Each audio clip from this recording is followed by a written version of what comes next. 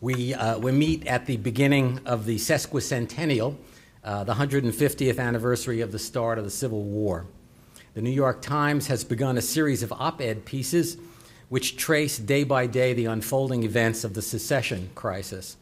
The historians who have written for this series have stated without equivocation that the primary motive for secession was the South's desire to perpetuate slavery and white supremacy. On the other hand, there are 100 websites and dozens of organizations, mostly but not exclusively in the South, which still insist that slavery and race had nothing to do with secession. It was all about state and personal rights. South Carolina, true to its character, has staged a lily-white secession ball to celebrate the event. The governor of Texas recently threatened to secede, and some Tea Party chapters think they can avail themselves of Second Amendment rights to resist federal law. This was tried by Jefferson Davis and Company in 1861 and worked out badly for them. The Civil War is the American Passover. Every generation since 1865 retells the tale as a way of placing itself in relation to a defining moment, perhaps the defining moment in the development of America as a modern nation state. The issues of that war have never ceased to be central to our national lives. What does it mean to be an American? And how broadly or narrowly do we define our nationality? What do we mean by equality and citizenship? What is the proper balance between the power of the nation state and the rights of its constituents? I mention this not because I intend to go into all of that, but to explain why, as an American and as an American historian and novelist, I've been obsessed with the Civil War. I think that what we are as Americans is somehow bound up with that war, and that how we choose to remember it or forget about it, defines us. And for me, the Battle of the Crater is the single event that expresses and symbolizes the full range and complexity of the issues of the Civil War. My fascination with the war itself dates from 1951, when I was 9 years old, and my family took a driving trip south to Florida, stopping at the Gettysburg battlefield to pay homage to Lincoln, then passing through the segregated South. Bathrooms and drinking fountains marked white and colored, which for me was a shame-inducing introduction to the great contradiction of American life. I first read about the Battle of the Crater in the late 1950s, in Bruce Catton's popular history, A Stillness at Appomattox. It stood out as something unique, an eerily modern battle, not an open field engagement with banners in the breeze, but a down and dirty episode of trench warfare, like the Western Front in World War I. It was made possible by a spectacular feat of technology. To undermine and blow up a Confederate strong point, Union soldiers dug what was then the longest mine in military history, and the explosion of 4 tons of gunpowder created what was then the largest explosion in history, largest man-made explosion in history, sort of 1860s atom bomb. Finally, most significantly, this was the only major battle of the war in which the central issue of the Civil War, which is for me the issue of race, was directly engaged on the battlefield. Here briefly is the standard account of the battle as I received it. In the spring and summer of 1864, the Federal Army of the Potomac fought its way south through Virginia at terrible cost and casualties, only to be stymied at Petersburg, the vital rail junction south of the rebel capital of Richmond, by Confederate forces fighting from an impregnable trench line. Then the ingenuity of a regiment of Pennsylvania coal miners in General Burnside's 9th Corps created the opportunity for a breakthrough. Directed by their colonel, a mining engineer in civilian life, they dug a tunnel more than 500 feet long right up under a Confederate strong point, packed it with 4 tons of blasting powder. When exploded, the mine would create a breach through which infantry could assault and seize the high grounds 600 yards beyond, and from there capture Petersburg. Burnside believed that the 3 veteran infantry divisions manned by white troops in his corps were too weakened and demoralized by combat losses to carry the battle with the required spirit and energy. So to lead the attack, Burnside chose his 4th Division, 9 regiments of African-American soldiers, the largest black military formation to that point in our history. The division was given special training in the maneuvers required to exploit the breach that the mine would create. The operation was designed to achieve a decisive victory. More than that, it seemed to draw upon the unique strengths of the Union, its mastery of industrial technology, the voluntarism and skill of free labor, the moral and physical energy liberated by its embrace of emancipation. But all this planning, labor, and hope ended in embarrassing defeat. It was not just the skill and courage of the Confederate defenders that wrecked the assault, but the racism, jealousy, incompetence, and cowardice of Federal generals. First, only 36 hours before the mine went up, General Meade, Burnside's superior, refused to let him use the Black Division as the spearhead for which it had been trained. His reasons were a combination of political fear and racial prejudice. He didn't think black troops could fight. Burnside, in a funk, had his other division commanders draw straws for the assignment, and the winner was James Ledlie, a drunk and a coward who would hide in a bunker during the battle. The mine exploded, throwing up a giant mushroom cloud of fire, smoke, and debris, both human and inert, creating a huge sheer-sided crater 30 feet deep and 150 feet wide, surrounded by a wide debris field. But instead of charging through the breach and storming the high ground, Ledlie's men became disorganized and failed to advance beyond the immediate vicinity of the crater. I later found, while researching it, that Ledlie actually gave false orders to his men. He told them to go to the crater and hold on instead of attack, either because he was drunk during the command conference or because he was afraid to carry the attack order through. What should have been a breach became a bottleneck as Burnside kept idiotically piling troops into the zone already jam-packed with Ledlie's men. Confederate artillery pinned them down. Confederate infantry reinforcements formed up for a counterattack.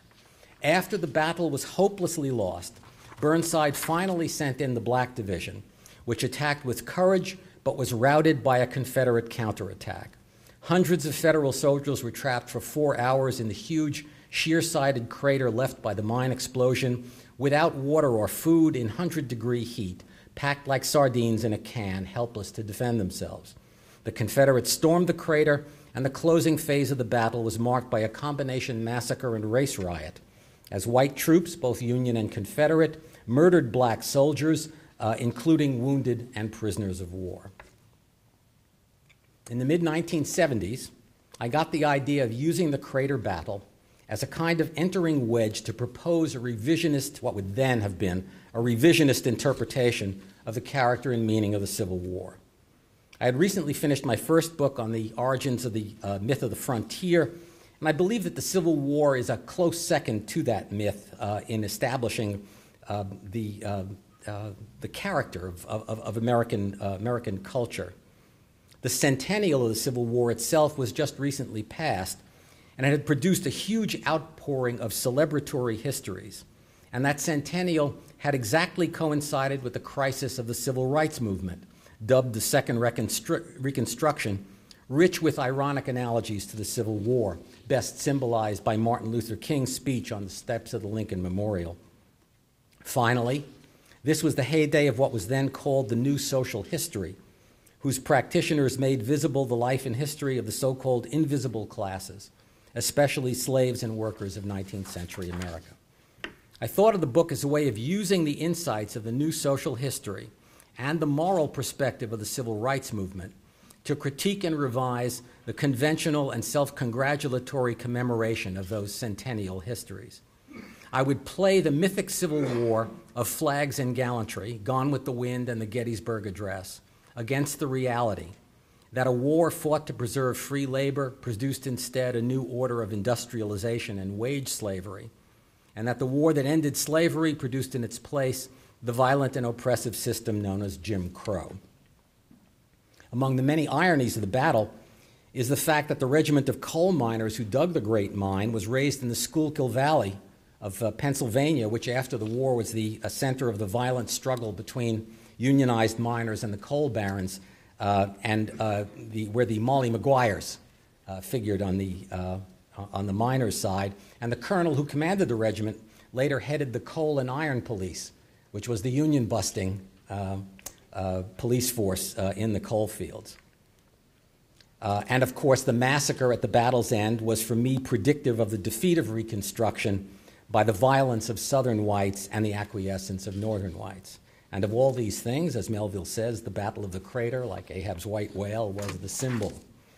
I wanted to use the battle as the focus of the study because the idealization of battle is so central to the mythic Civil War, but also because I believed that in a narrative of military operations, it might be possible to trace a direct connection between the big ideas of ideology and politics that move the thought and action of the elites and the labor and violence of those at the end of the chain of command who become the agents or executors of those big ideas.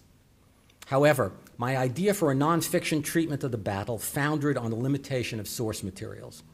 There was plenty of material on slaves and coal miners in general, but not much that specifically related to the men and units that fought at the Crater.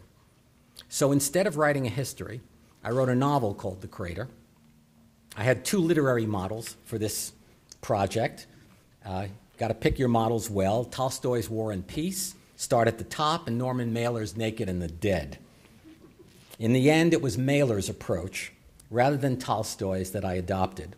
There would be no omniscient narrator to provide an authoritative explanation of unfolding events. Rather, I used the events of the battle, as described in the standard histories and the official records of the War of the Rebellion, as a grid within which I developed a set of fictional characters who would experience the action from a range of racial, social, and tactical viewpoints.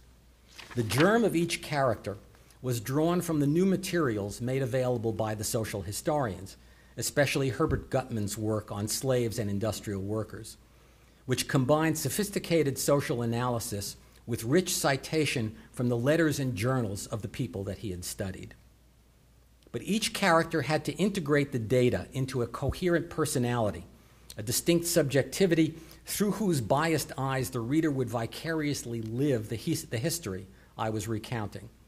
For each character, I had to develop a distinctive language of consciousness and evoke that character's special world of reference, his culture of origin.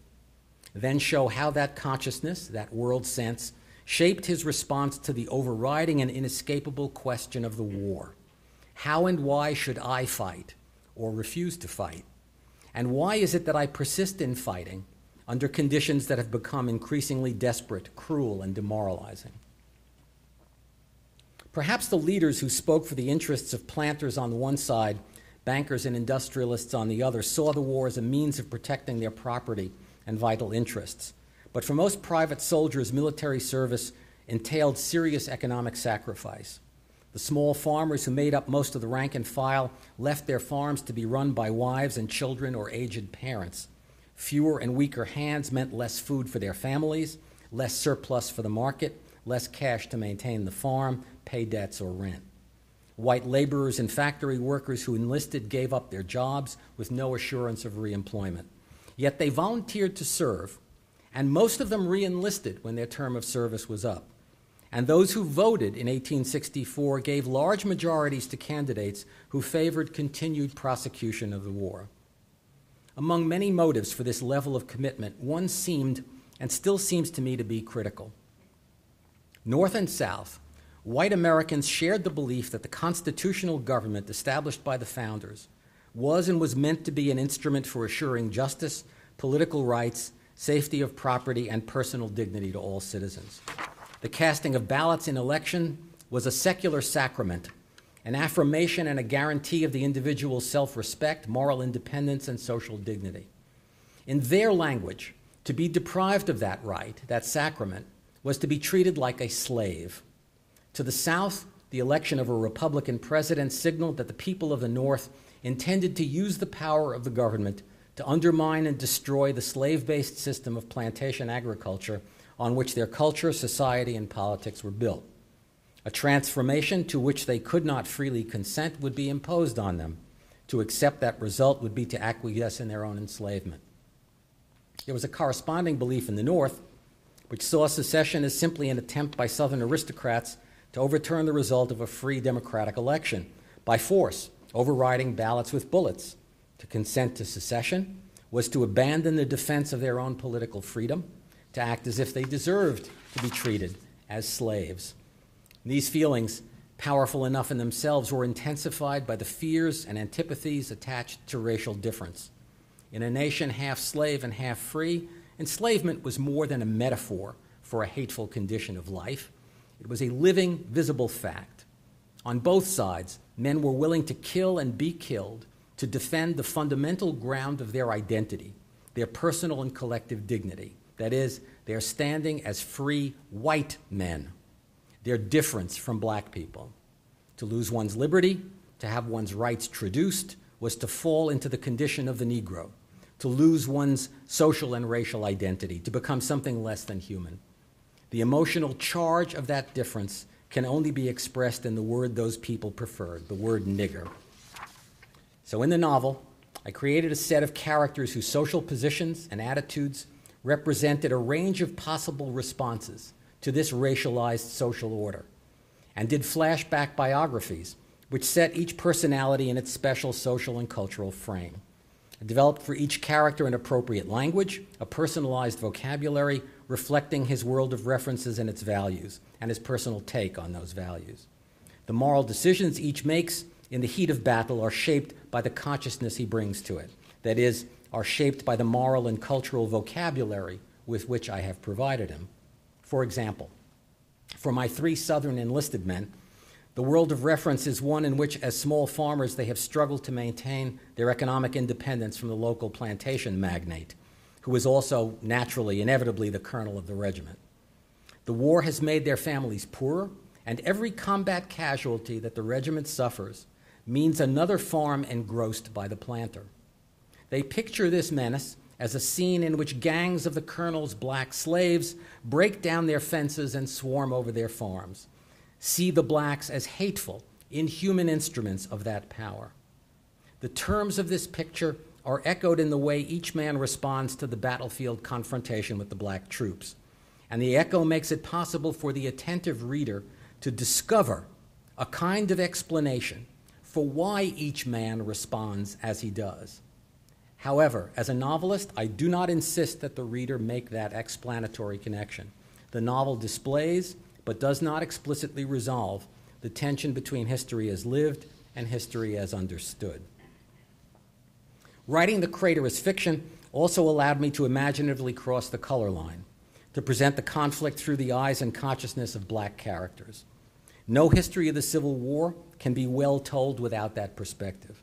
But sources on the black military experience were very thin in the 1970s.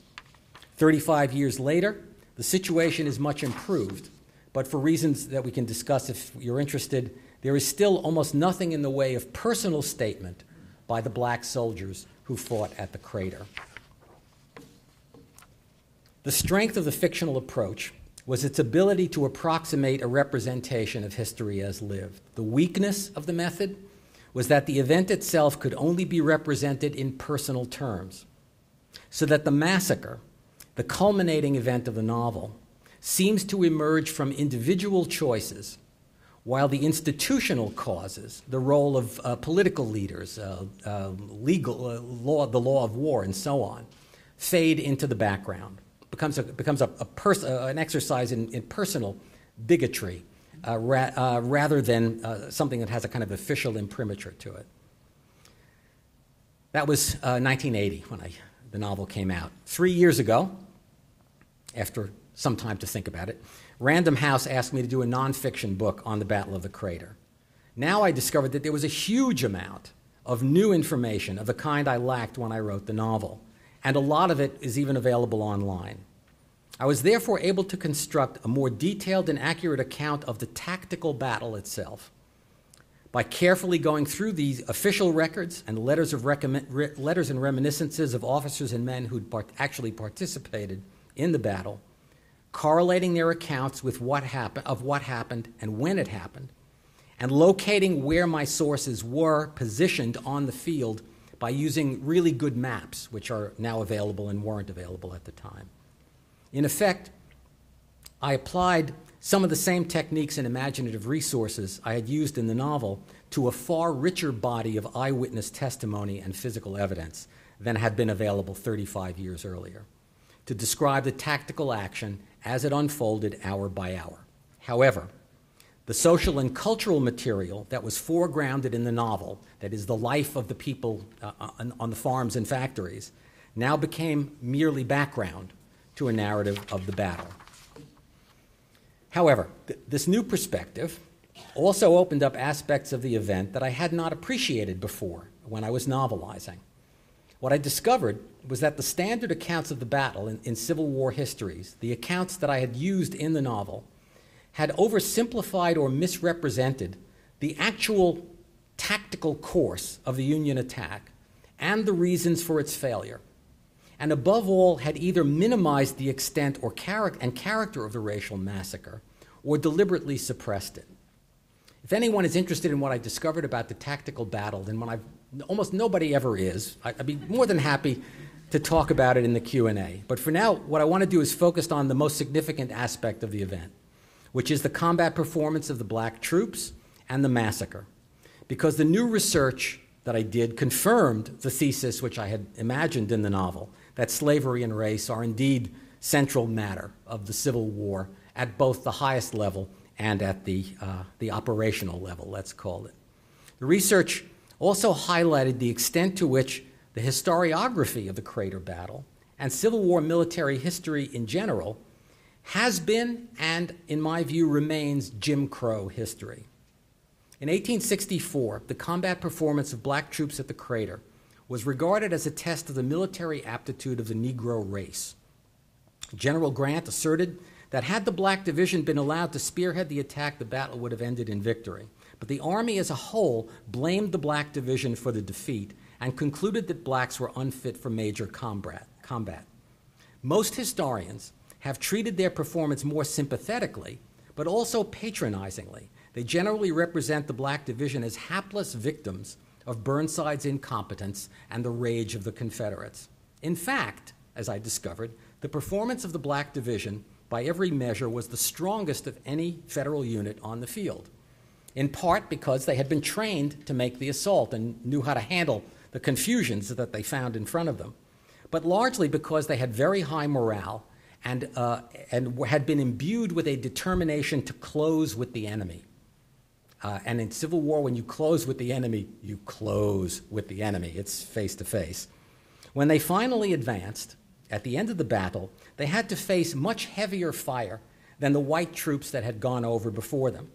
They had to work their way through the log jam of demoralized white troops around the crater before they could even deploy for combat. Yet, despite all this, they achieved the only notable success of the day, storming a Confederate strong point with the bayonet and capturing 150 South Carolinians and 4 battle flags. They advanced further and fought harder than any other division on the field, and therefore, when the battle was lost, they had the farthest to go to get back to their own lines. For those reasons, they suffered the heaviest losses of any federal division, although they were in action for the shortest time. Ledley's division, which was under fire the longest, lost 18% killed, wounded, and missing. The Black Division lost 31% killed, wounded, and missing. Moreover, the ratio of killed to wounded was much higher for the blacks than for any other units on the field. White divisions lost 4 wounded for every man killed. Black troops 1.8 wounded for every man killed. In a typical Civil War battle, 20% of those initially listed as missing in action would later be found to have been killed. For the black troops at the crater, 59% in that category were later found to have been killed in action. The reason for this disparity is that many black wounded were murdered by Confederate soldiers after the position was overrun. The action reports written by Union officers and memoirs published in the post-war decades made it clear that something like a massacre had occurred. However, the Army never officially acknowledged the fact, and it is not referred to in the testimony given to the Court of Inquiry after the battle or the congressional hearings held in 1865. An article about the massacre by Major George Kilmer was published in Century magazine in 1887, as part of the series of articles that later became Battles and Leaders of the Civil War, the great multi-volume compendium. But Kilmer's article was not included in the book version of the series. Bruce Catton's Stillness at Appomattox, published in 1953, is more thorough and accurate in its treatment of the role of blacks than any account written between 1864 and the 1990s. However, in his masterwork, the 3-volume Centennial History of the Civil War, Catton does not even mention the massacre. The Southern novelist historian Shelby Foote, featured as a talking head on Ken Burns' The Civil War, makes no mention of the massacre in his 3-volume pro-Southern narrative history of the Civil War. James McPherson, in Battle Cry of Freedom, now the standard 1-volume history, says only that several blacks were killed after the surrender. Noah Trudeau, in his 1991 study of the Petersburg campaign, ignored the statistical work done by his own research assistant, Bryce Sudereau, which showed that a large-scale massacre had occurred. Sudereau's own study was not published until 2007. That's what I call Jim Crow history. The suppression, whether willful or neglectful, of history is experienced on the black side of the color line. The minimalization or erasure of facts or events which challenge the master narratives of our myths of nationality. The revisionism that has reconstructed social history since the 60s has not substantially changed things in the field of military history. And since the mythic Civil War, the Civil War of memory and reenactment is mainly a tale of battles. This weakness in revision has left most of the sacred and sanctifying symbols intact. The war as such is remembered as essentially a white man's war with a cameo by the 54th Massachusetts, a war between white brothers. Southern generals, especially Robert E. Lee and his lieutenants, are remembered as chivalric heroes of a lost cause. Even those not enamored of the Confederacy present them as nobler than the cause they served. A closer look will suggest a different view. In the novel, I focused on what might be called grassroots racism, the racism of individuals arising from cultural and personal circumstances which found murderous expression in the heat of battle. But I was unable to fully novelize the extent to which official policy and political agitation created the conditions in which a massacre could occur. This aspect of the event acquired new salience for me in the years after the novel appeared because of the research I did in the late 80s on the My Lai massacre, which had become emblematic of the Vietnam War. But let me begin at the grassroots. The social and cultural order of race-based plantation slavery set the psychological preconditions for massacre. Fundamental principle of that order was the absolute division of black and white, slave and free, into different orders of humanity, one of which is absolutely abject in relation to the other. That principle was formulated in law, in a form best defined by Justice Rutledge of the North Carolina Supreme Court in a precedent-setting 1829 case. The slave, he wrote, is one doomed in his own person and his posterity to live without the capacity to make anything his own, to toil that another may reap the fruits. He surrenders his will in implicit obedience to that of another. Such obedience is the consequence only of uncontrolled authority over the body. The power of the master must be absolute to render the submission of the slave perfect. The slave, to remain a slave, must be made sensible that there is no appeal from his master, that his power is in no instance usurped, but is conferred by the laws of man at least, if not the law of God. Custom extended to all white men a diluted form of that power. Plantations were not isolated like the Soviet gulag. Slaves and free whites met and interacted in the towns and fields. Poor whites were reconciled to a planter-dominated economy by the acknowledgement that as white people they enjoyed a social status and a dignity absolutely denied blacks. As Governor Joe Brown of Georgia put it, they belonged to, quote, the only true aristocracy, the aristocracy of white men, unquote. For white men in that society, the very idea, let alone the sight, of black men armed in resistance was an outrageous assault on the social order and their personal dignity. Imagine the following scene. It is any year from 1820, certainly to 1860, and you could probably take it to the 1960s. In a southern city, a white man and a black man approach each other on a sidewalk. The black man walks up to the white man and punches him in the nose. The affront is almost unimaginable in that setting. The social order shakes. Only the most violent punishment can restore the balance of terror on which social control depends. But if the injured man, the white man, waits for society to punish the black, the law to punish, if he fails to answer the blow quickly or to punish it with greater violence, he loses his own dignity, his standing in the community. He falls out of the aristocracy of white men and becomes more like the despised Negro. Now imagine that individual confrontation socialized and magnified, a regiment of white men confronted by masses of black men armed with intent to do harm. Not only would it be a disgrace to grant quarter to those black men, it would be worse disgrace to accept quarter from them, to throw oneself on their mercy. And many Confederate soldiers would say that they expected to be murdered if they ever fell into the hands of black troops. But it's a mistake to see such a response as characteristic only of the Southern lower classes. Alexander Stephens, vice president of the Confederacy and author of its Constitution, spoke for the Southern elite when he declared that white supremacy is the cornerstone, his word, of a Confederate government, a state, quote, founded on the great truth that the Negro is not the equal of the white man, that slavery, subordination to the superior race is his natural and moral condition, unquote. The appearance of black men in Union Army blue was an assault on this fundamental principle. As Georgia Senator Howell Cobb told Jefferson Davis, quote, the day you make soldiers of them is the beginning of the end of the revolution. If slaves will make good soldiers, our whole theory of slavery is wrong, unquote. Confederate elite responded by adopting policies that denied the legitimacy of black military enlistment, in effect treating them as enemy combatants rather than POWs. President Davis proposed that Union officers captured leading black troops be charged under state law with inciting slave rebellion, a crime generally punishable by death. The Confederate Congress considered a bill for, quote, raising the black flag, asking and giving no quarter, unquote, in future battles.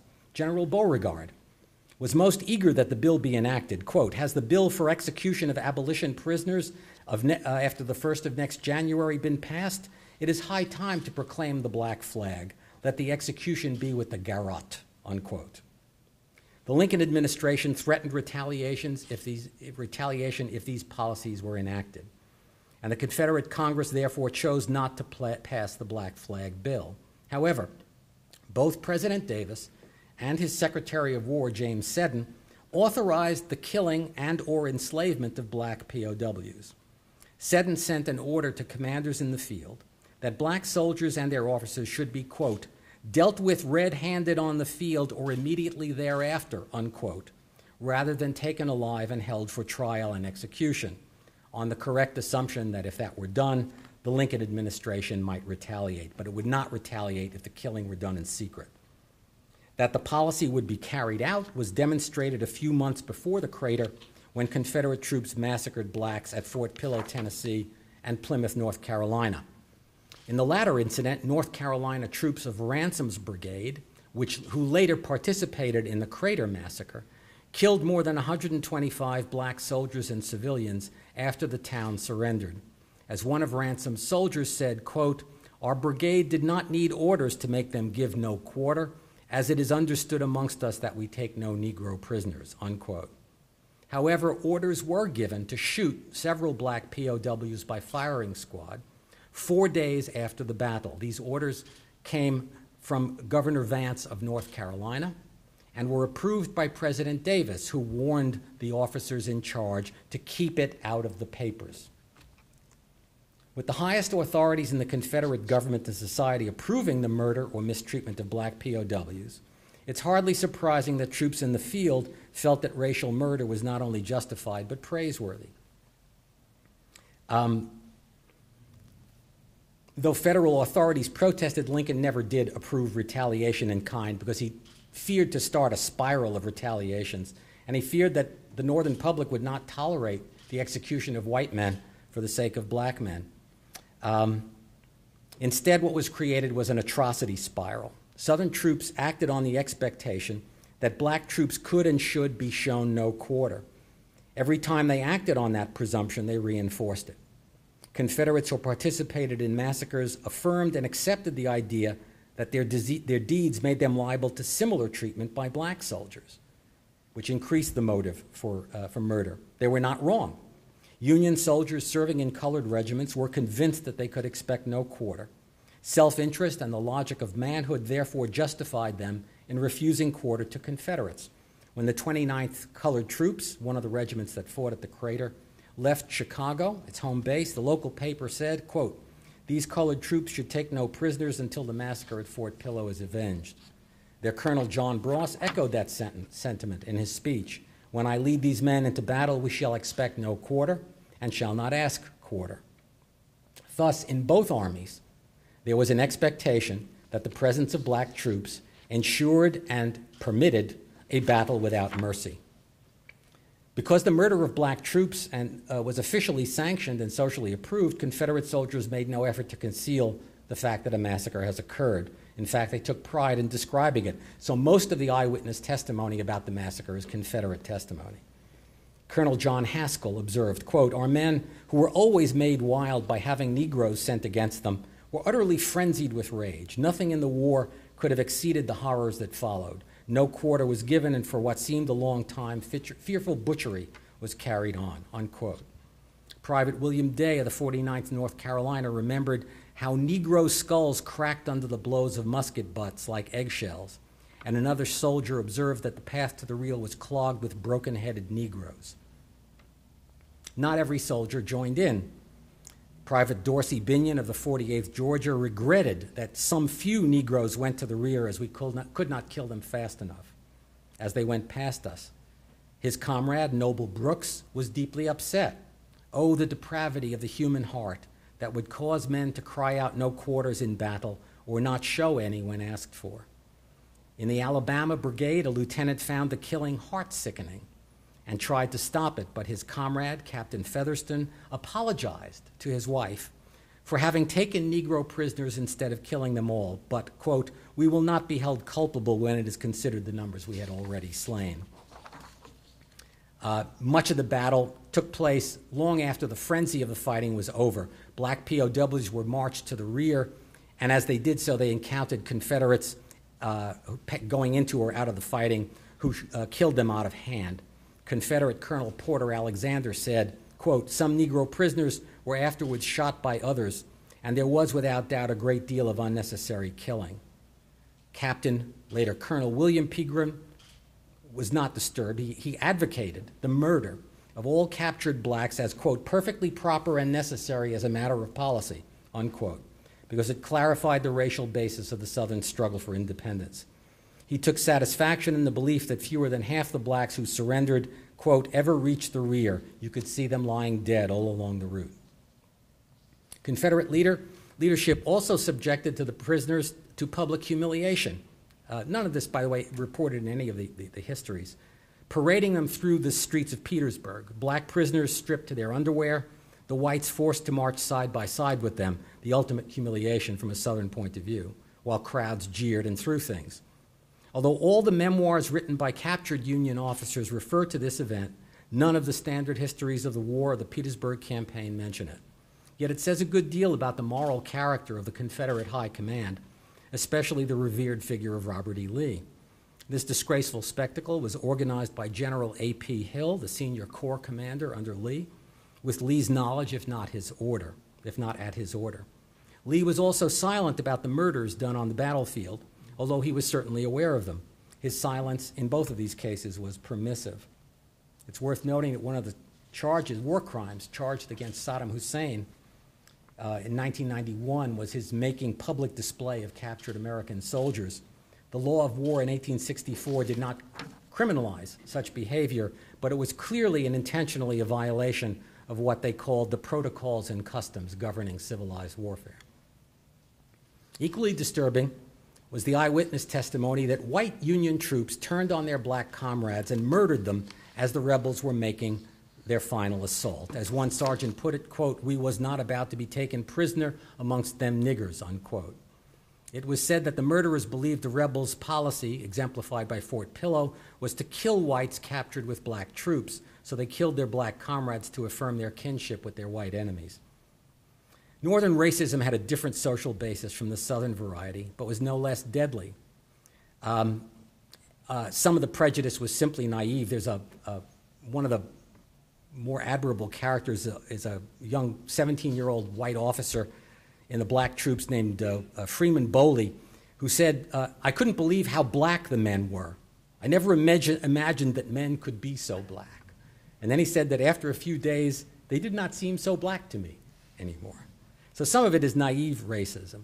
But even the guys who are working with the blacks, commanding the blacks, trying to get them advanced, use the language of racism. A colonel of one colored regiment praised his trainees as, in these terms, yesterday a filthy, repulsive nigger, today a neatly attired man, yesterday a slave, today a freeman, yesterday a civilian, today a soldier.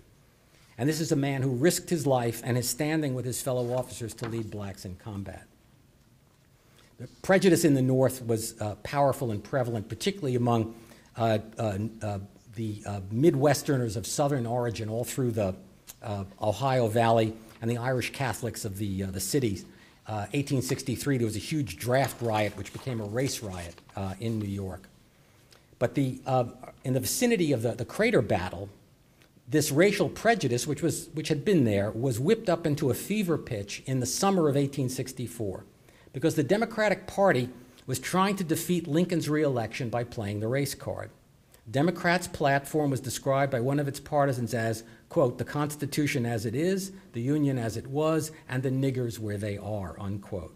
It called for a peace settlement with the South that would rescind the Emancipation Proclamation and restore to slavery most of the blacks freed by it.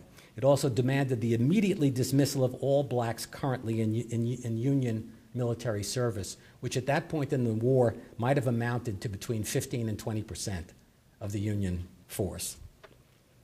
Democratic publicists sought to strengthen the public distaste for racial equality by elaborating the vile associations of the word nigger. The editor of New York's leading Catholic weekly declared, quote, if the president called upon them to go carry on a war for the nigger, he'd be damned if he believed they would go, unquote. The editors of the New York World produced a pamphlet, Miscegenation, the Theory of the Blending of the Races, the first time that word was used, which purported to be a Republican policy paper calling for the forced amalgamation of the Irish and Negro races.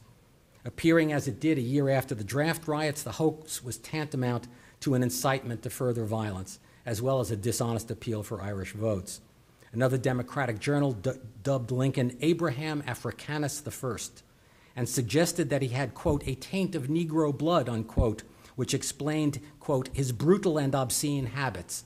Thanks to him, filthy black niggers, greasy, sweating, and disgusting, now jostle white people and even ladies everywhere. The prejudice was bipartisan. Republican conservatives like Cabinet officers Montgomery Blair opposed slavery, but shared the Democrats' revulsion for Negro equality.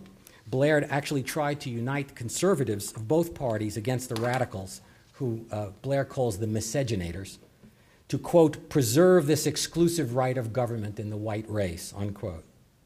When white soldiers turned against their black comrades in arms in the Crater, they may have been driven by fear of Confederate retaliation, but what made it possible for them to actually kill their fellow soldiers was the belief, the feeling that black people were not fully human, that contact with them was polluting.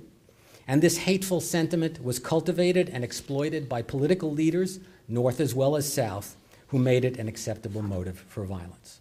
It's a good thing nobody talks like that these days. In writing The Battle of the Crater as fiction and as history, I was drawn into an intense imaginative engagement with a particular event, a particular time and place, and also, more largely, an imaginative engagement with the subject of war. I think this is a neglected subject in the academy, and that when academic scholars address the subject, they tend to dissolve the experience into large analytical categories: colonialism, racism, masculinity, capitalism, early, middle, modern, late, whatever. We may not approve of war, but we still need to study it. As Trotsky is supposed to have said, quote, you may not be interested in war, but war is interested in you. In studying war, I've tried to attend to the large ideas and forces that move politically empowered classes to choose and make war, but also to see how those large ideas take effect in what we might call the workplace of war, the combats in which human beings individually and collectively enact under extreme stress the will of their leaders and the values of their culture. I tried to do this in The Crater in No Quarter, slightly larger scale in Lost Battalions. I'm not sure I found the right way to tell the story, but here's what I've learned about how to attempt the telling of it. The historian explains, using evidence and argument to persuade the reader the explanation is valid, which is what I've just mainly been doing about the massacre, with my tale of the massacre. The novelist persuades, if at all, by demonstration, by the vivid representation of events as they might well have been experienced by those who suffered them. I consider it lucky that circumstances led me to write The Crater as fiction before I was able to write it as history. If I had known then all that I subsequently learned, all that stuff I just laid out for you, I think the novelistic imperative to imagine would have given way to the historian's desire to explain. Not even Tolstoy could keep those two imperatives in harmony. I always skip his explanation. Writing the novel required a disciplined engagement with the task of imagining events from the inside, as if one were a participant, thinking in the language of the time and place, seeing and acting with no foreknowledge of the outcome or its possible significance. I think that discipline served me well in the analysis of the real-world action. It heightened my awareness of the subjectivity of the actors, of the contingency that shapes events, the complex interplay of subjects and powers and forces, and the necessity of always integrating the soldier's fight, the general's battle, and the politician's war. Thank you.